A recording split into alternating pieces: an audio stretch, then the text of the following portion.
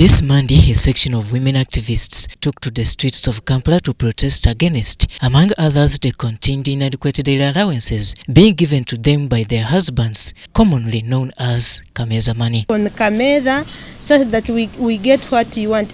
This debate has received wide criticism and divided opinion. Women who are demonstrating, well, it's a pain, but I'm wondering whether they gain from that.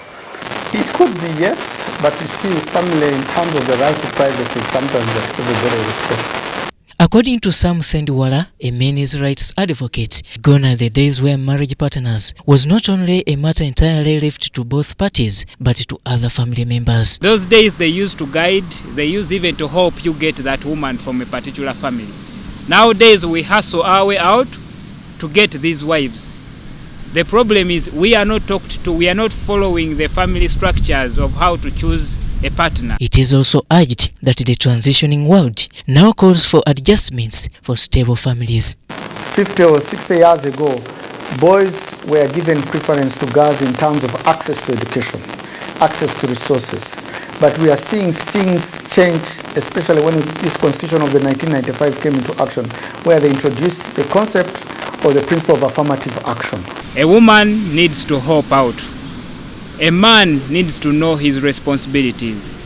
The reason why we don't need housewives is because life is unpredictable. Those days we had a few diseases that wouldn't affect so much the man. Nowadays we have so many diseases that can put down the man. And if you want to depend on this man who is not healthy, the family is going to die of anger.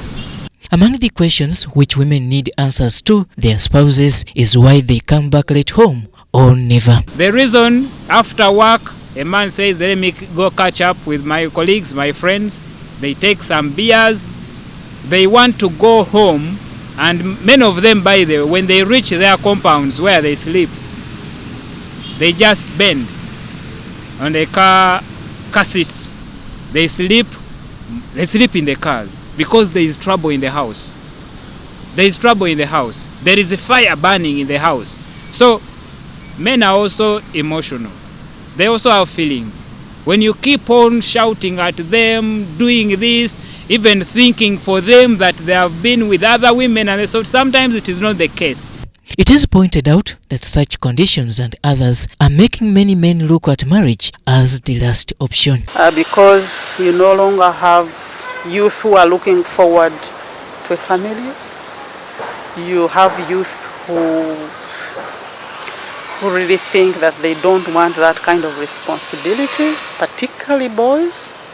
They don't want that responsibility that, that we have always known that men are supposed to take care of their families. So they don't want that responsibility.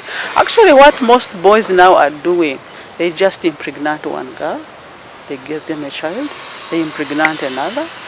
Many activists, however, can confidently confirm that indeed some allegations against them are very true but unavoidable. Married men give side chicks a peace of mind. And these side chicks know how to handle these men. So when a man gets a lot of good care from this side chick, my dear, you have to cry for yourself. This side chick knows even the kind of food this man would take. Side chick can even buy a good perfume. However much side chick is depending on this married man of yours. In this case, women are advised to move out of the comfort zone where they expect to be spoon-fed by men at all times, but rather reflect on that life without men or husbands. I also think that we need to educate our young women that being economically independent is quite important. So you don't just be there waiting for somebody to take care of you.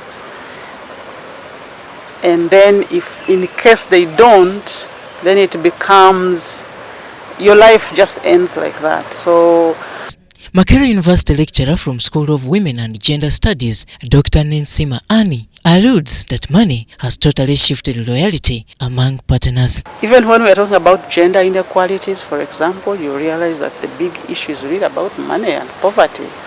So Before, we were not having those capitalist tendencies of, money, money, money. But now it's a norm. The debate on whether the responsibility of taking care of a family is entirely a man's task can be a good one for days, but to cut it short, many families are under these conditions due to the economic instability.